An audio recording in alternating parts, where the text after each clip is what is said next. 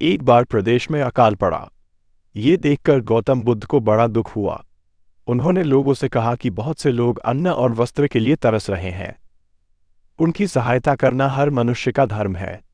आप लोगों से जो कुछ बने वो दान करें। बुद्ध का उपदेश सुनकर सब लोग बिना दिए अपने अपने घर चले गए।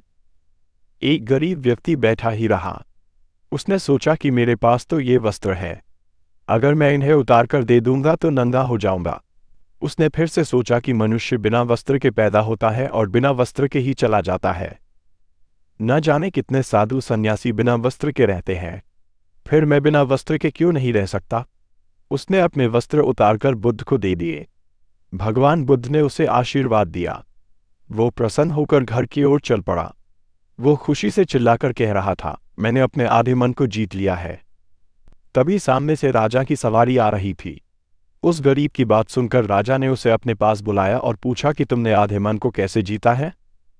उस गरीब ने कहा कि भगवान बुद्ध दुखियों के लिए दान मांग रहे थे। ये सुनकर मैंने अपने वस्त्र उतार दिए।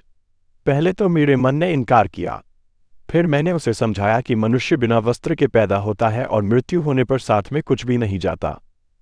राजा उसकी बात से बड़ा प्रसन्न हुआ। उसने मोतियों का हार और कीमती वस्त्र उसे दिए। उसने वह सब ले जाकर भगवान बुद्ध के चरणों में रख दिए।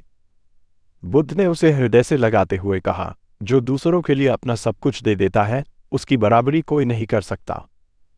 दाता दाता चले गए, रह गए अब कंजूस। दान मान समझे नहीं, लड़ने को तजबूत।